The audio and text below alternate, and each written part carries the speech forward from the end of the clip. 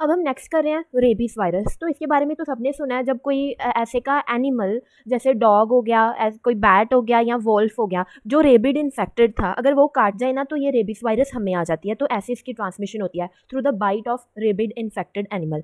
ये वाले points again सारे के सारे जब तुम आंसर राइट करोगे तो ये नोट करने हैं।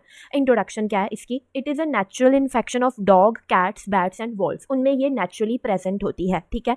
And virus is present in their saliva. ये चीज़ याद रखनी है, उनके सलाइवा में ही ये वायरस प्रेजेंट होती है। इसलिए जब वो काटते हैं तो उनके सलाइवा से, अब जो काटा वूंड बन गया तो सलाइवा से वायरस उस वूंड में इकट्ठी होनी स्टार्ट हो जाती है, वहाँ पर वो पहले मल्टीप्लाई करती है। तो ये चीज़ याद रखनी है। सबसे पहले ये इन एनिमल्स में नेचुरली प्रेजेंट होती है, फिर उनके सलाइवा में प्रेजेंट होती है। हमें ट्रांसमिट कैसे होती है? जब वो हमें काटते हैं।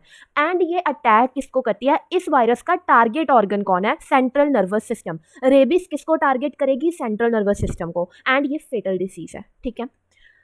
मॉर्फोलॉजी, ये देखो मॉर्फोलॉजी बुलेट शेप्ड है, again single standard RNA virus है, अगेन एनवेलप्ड होती है। एंड इसके पास न्यूक्लियो कैप्सिड प्रेजेंट होता है, आउटर कवरिंग प्रेजेंट होती है। And have spikes made of glycoprotein peplomers. ये वाले स्पाइक्स है ना जो, ये ग्लाइकोप्रोटीन के बने होते हैं। बस ये फिगर याद रख लेना, बुलेट शेप्ड है, सिंगल स्टैंडर्ड आरएनए है, कैप्सुलेटेड एंड ग्लाइकोप्रोटीन पैप्लोमर्स के बने हुए स्पाइक्स प्रेजेंट है।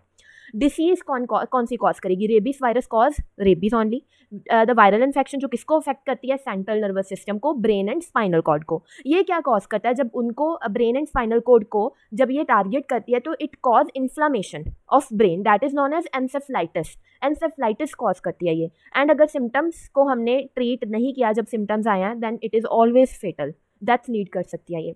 अब इसकी पैथोजेनिसिटी समझो। एक एनिमल था, ठीक है, उसके सलाइवा में ये वायरस प्रेजेंट थी, मतलब वो रेबिड एनिमल था। उसने काटा सलाइवा से, अब जो उसने काटा तो वुंड बन गया। उस वुंड में जो उसका सलाइवा था वो लगा, उस सलाइवा में सारे वायरस प्रेजेंट थी। तो वो सलाइवा हमारे वूंड में डिपॉजिट हो गया, वायरस कंटेनिंग सलाइवा वूंड पे डिपॉजिट हो गया। अब उसके पास में मसल्स एंड टिश्यूज प्रेजेंट होंगे ना, जहाँ पर उसने काटा है उसके पास tissues and muscles obviously present ही है ना, तो वहाँ पर जाके अब ये रेप्लिकेट करेगा पेरिफेरल नर्व्स में, मसल्स एंड टिश्यूज के थ्रू अब ये पेरिफेरल नर्व्स में एंटर कर जाएगा।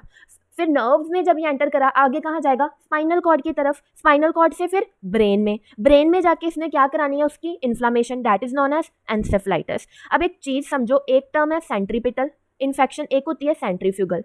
सेंट्रीपिटल होती है फ्रॉम पेरिफ्री टू सेंटर। ये देखो, ये पेरिफ्री में थे ना muscles and tissue, peripheral nerves, ये पेरिफेरल ऑर्गन्स है ना। फिर जब ये ब्रेन की तरफ जा रहा है, वो एक सेंट्रल ऑर्गन है। जब पेरिफेरल ऑर्गन से सेंटर की तरफ जाती है infection, that is known as centripetal infection. अब देखो, ब्रेन को इन्फेक्ट कर दिया, एंसेफ्लाइटिस कर दिया, उसकी इन्फ्लामेशन करा दी, अब ये बाकी पार्ट्स ऑफ बॉडी में जा रही है। अब ये देखो, सेंटर से पेरिफ्री की तरफ जा रही है, इसको कहते हैं सेंट्रीफ्यूगल इन्फेक्शन। अब जब ये बाकी पार्ट्स ऑफ बॉडी में चलेगी तो ये क्या करता है? इसके सिम्टम्स तो वैसे ही बड़े ऑब्वियस हैं, बहुत अच्छे से याद होने चाहिए रेबिस वायरस के। क्या होता है? ऐसे पर्सन को हाइड्रोफोबिया हो जाता है, वो पानी पी नहीं सकते, उनको पानी से डर लगता है, हाइपर एक्टिव हो जाते हैं, हेलुसिनेशंस आनी स्टार्ट हो जाती हैं उनमें, इंटेंस थर्स्ट लगती है पर पानी नहीं पीते, कन्वर्जन्स होती है, painful muscle spasm, aggression, aggressive हो जाते हैं जो जिनको ये वाले एनिमल्स काटते हैं, हाइड्रोफोबिया, हेलुसिनेशंस, नाइटमेयर आने स्टार्ट होते हैं, जिनके कारण इंसोम्निया आ जाता है, इंटेंस सेलाइवेशन, वो भी उन एनिमल्स की तरह बहुत ज़्यादा सेलाइवा प्रोड्यूस करना स्टार्ट कर देते हैं, and at last coma.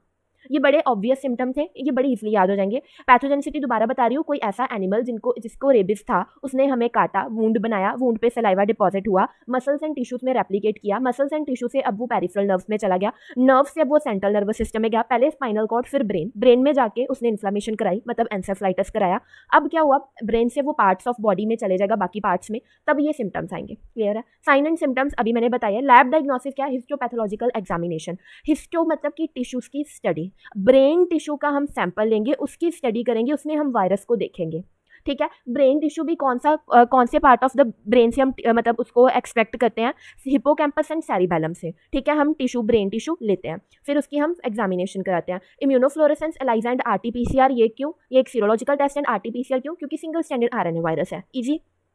Prevention and treatment. अब अभी किसी को कोई भी ऐसे का कुछ नहीं काटा, ठीक है, उससे पहले जो हम क्या कर सकते हैं? स्टार्टिंग से हम कौन सी वैक्सीन लगा सकते हैं? HDCV, human diploid cell vaccine. ये प्री एक्सपोजर प्रोफाइलैक्सिस है, काटने से पहले जो वैक्सीन हम लगाते हैं, HDCV, human diploid cell vaccine. But काटने के बाद हम दो काम कर सकते हैं, या तो पर्सन को एक्टिव इम्यूनिटी दें या पर्सन को पैसिव इम्यूनिटी। एक्टिव इम्यूनिटी मतलब हम बाहर से थोड़ा एटीन्यूएटेड या किल्ड फॉर्म ऑफ वायरस उसमें इंजेक्ट कर देंगे, वो इम्यूनिटी खुद जनरेट कर रहा है, that is active immunisation. Passive कब, हम खुद ही उसमें इम्यूनिटी वाले कंपोनेंट्स डाल रहे हैं, खुद नहीं वो इम्यूनिटी बना रहा, हम डाल रहे हैं बाहर से, that is passive immunisation. Active immunisation में अगेन यही vaccine, human diploid cell vaccine, and passive में जब हम खुद उसको इम्यूनिटी प्रोवाइड कर रहे हैं, उसमें क्या आता है, rabies immunoglobulins, RIG and rabies vaccine. ये चीज़ याद करना।